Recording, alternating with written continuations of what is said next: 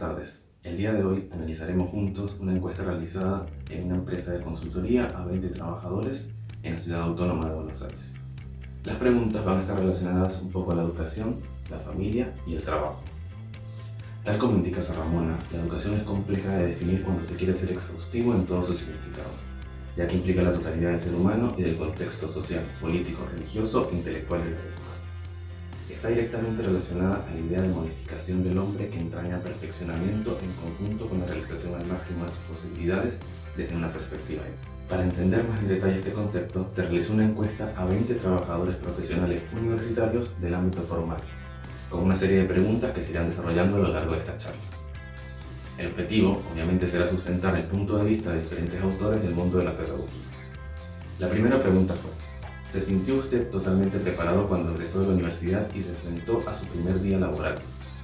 El 80% indicó que no se sentía preparado y el 20% restante indicó que solo se sentía preparado porque ya venía trabajando en su área profesional antes de finalizar la universidad. Estas respuestas hacen pensar dos posibles teorías. 1. Los currículos universitarios no están enfocados al aprendizaje pleno de sus estudiantes. Parecería que no los están enseñando a jugar el juego completo, como diría David Perkins, donde las asignaturas aisladas y sumamente memorísticas no los enseñan a abordar la complejidad de su futuro entorno laboral, animándolos a generar ideas distintas, ayudándolos a trabajar en equipo, adaptando a los entornos sociales, descubriendo los factores ocultos de su carrera, analizando qué estrategias enfocadas en la práctica aplican las empresas, en fin, dando un enfoque a los principios del aprendizaje pleno. Y el punto número 2 sería que los egresados deben entender que el proceso educativo no termina cuando termina su formación universitaria, sino que debe ser una actividad continua e ininterrumpida a lo largo de su vida profesional y también personal. La segunda pregunta abordada fue enfocada a la formación de sus hijos y enunciaba lo siguiente: ¿cree que la formación de sus hijos depende solo de la escuela porque usted emplea su tiempo completamente en responsabilidades laborales? Sorpresivamente, el 100% dijo que no, indicando que la formación de sus hijos también es responsabilidad de los padres. Tal como mencionan Grinson y Fanfani, existen una serie de mitomanías dentro de la educación argentina, donde algunas enuncian, por ejemplo, que los padres no colaboran con la escuela. Sin embargo, encuestas como la de MS Consultora, realizada en la ciudad de Buenos Aires, arrojan que el 95% de los padres en el año 2019 pidieron al menos 5 días de licencias acumulativas para asistir a cumplir con actividades escolares de sus hijos, colaborando firmemente en su formación educativa continua. Por supuesto, es común escuchar posturas diferentes de la escuela hacia los padres y viceversa. Ricardo Barquero, en particular, enmarca su teoría tomando en cuenta la problemática de la diversidad en la atención educativa de cada sujeto de acuerdo a sus propias capacidades, su entorno, su origen e intereses. Sin embargo, el problema debe enfocarse en los criterios bajo los cuales como sociedad entendemos lo diverso dentro de las prácticas de enseñanza, siendo esto tarea de cada docente pero también de sus familiares, del entorno y hasta del gobierno.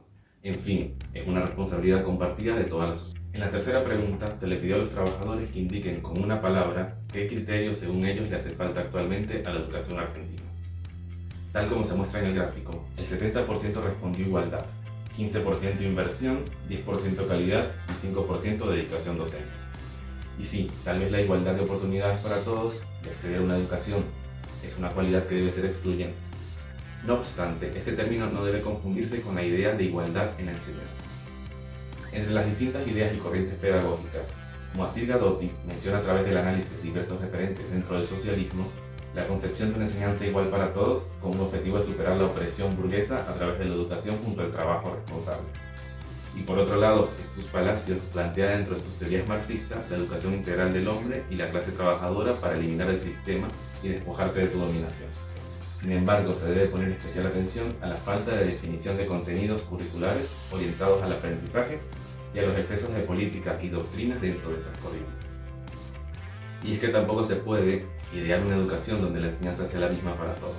En realidad, cada sujeto manifiesta habilidades cognitivas diferentes que deben ser estudiadas cuidadosamente por el docente con el objetivo de aplicar de forma adecuada diversas teorías conductuales y cognitivas de la enseñanza. También se puede aplicar algún enfoque constructivista que le permita a cada estudiante adoptar un aprendizaje con significado y sentido según sus propios intereses y capacidades. En la cuarta y última pregunta de la encuesta se consultó lo siguiente a cada uno de los 20 profesionales: ¿qué criterios debieron aplicar en su ambiente laboral luego de finalizar su formación universitaria? A. Formación continua. B. Aprender a trabajar en equipo. Y C. Ninguna de las anteriores. El 60% indicó que debió continuar su formación profesional, mientras que el 40% restante debió aprender a trabajar en equipo. Y es que analizando la opinión de los encuestados, se puede hacer analogía a la organización de la formación continua de la que menciona Perrenau dentro de las 10 nuevas competencias para enseñar. Tanto las habilidades adquiridas por los profesionales universitarios como las competencias docentes deben ser sacadas de su punto de inercia y ejercitarse regularmente, ya que ni la escuela ni los entornos laborales son ecosistemas estáticos. Estos, por el contrario, varían y evolucionan en el tiempo. Por otro lado, es necesario que tanto el profesional como el docente puedan medir su rendimiento y autoevaluar el éxito o fracaso de sus prácticas. Como diría Ken Bain, los mejores profesores se comprometen con un examen exhaustivo de sus objetivos de aprendizaje, revisando el trabajo de los estudiantes como reflejo de su aprendizaje, analizando el tipo de métodos y estándares utilizados para calificar el trabajo y observando de cerca los niveles de aprendizaje esperados. Por supuesto, los docentes, quienes son responsables de la formación escolar en la sociedad, son los primeros que deben detenerse y examinar si sus prácticas de enseñanza son efectivas.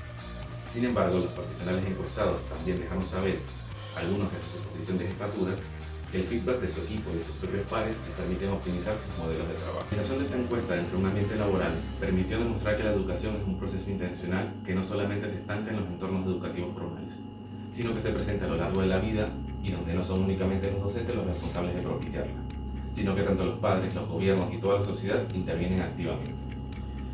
Dentro de estos propios cambios, la humanidad requiere que la educación evolucione a su par, con innovación y mejora continua de sus modelos de enseñanza. Igualmente, los docentes deben entender que cada educando posee habilidades e intereses diferentes, ajustando sus propias prácticas al servicio exclusivo de sus estudiantes.